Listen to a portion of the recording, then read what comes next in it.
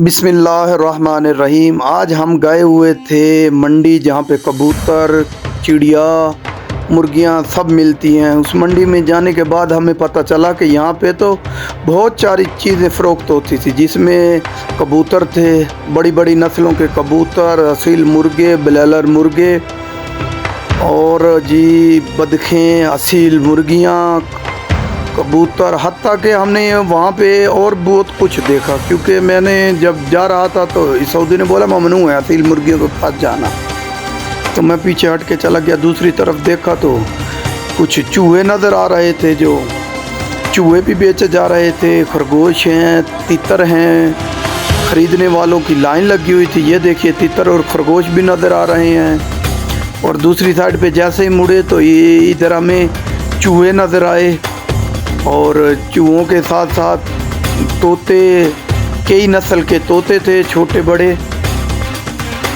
और बहुत सामान बेचा जा रहा था। जो हमने जिसमें से 2 मुर्गियां, एक मुर्गा एक मुर्गी और 2 जोड़े कबूतरों के ख़रीदे।